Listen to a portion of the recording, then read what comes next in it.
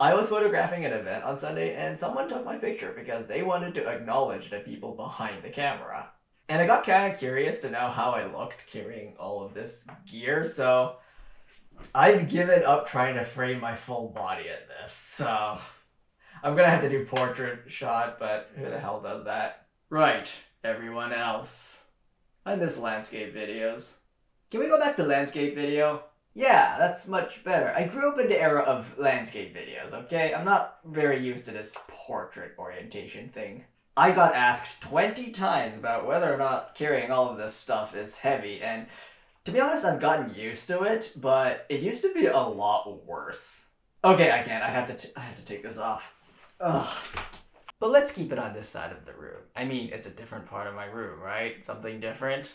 I have a habit of overpacking. And when I go to photo shoots, I routinely overpack. On one hand, it's better than not bringing enough and being unprepared. But on the other hand, I end up getting neck pain from carrying so much stuff that I really don't need. In photography, and in life, you learn from experience.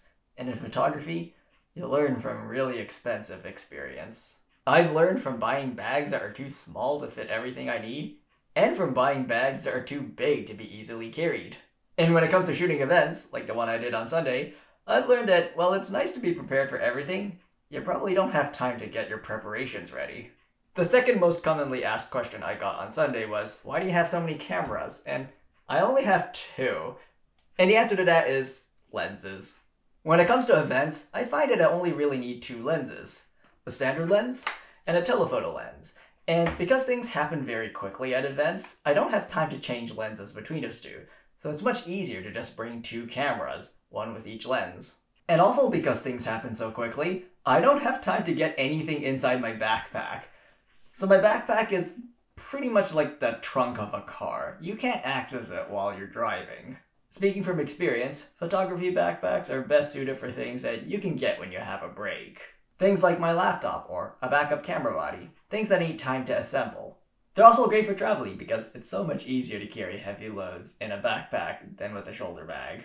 Speaking of shoulder bags, I bought this a few years ago and I kind of regret my purchase because this is way too big and bulky to be easy to carry around. I mean, on the surface, it looks pretty spacious. I mean, I even have a laptop pocket that's big enough to fit my 13-inch MacBook Pro. But the more I used this, the more I realized that this was way too big for a shoulder bag, and a lot of the stuff that I wanted to carry around in this was better off being carried around in a backpack. Plus, this thing really hurts my side when I have a camera body in it. Ugh.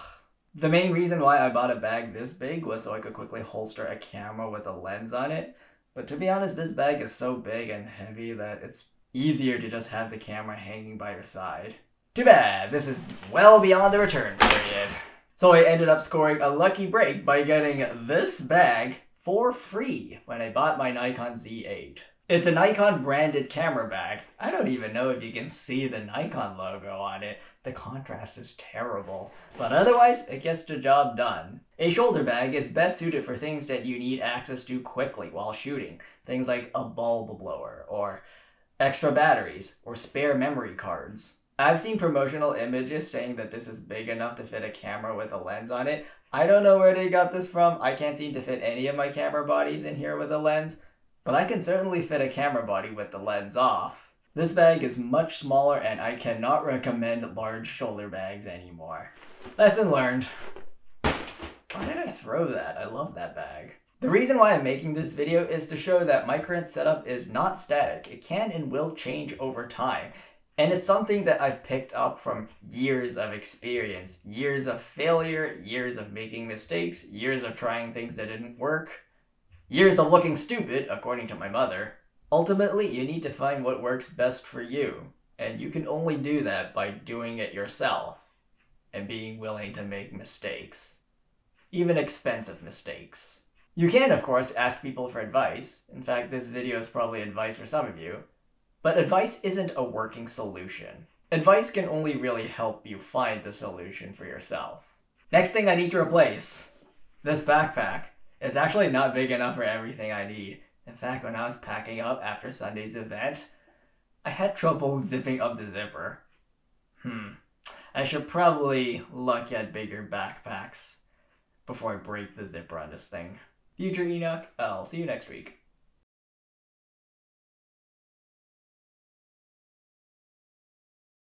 Like, it's not just me, right? Like, this is one of my smallest cameras. This is the smallest lens that I have. Even this causes it to bulge out. And look at this. If I try to clip this, I'm already having trouble. Like, seriously, what the heck?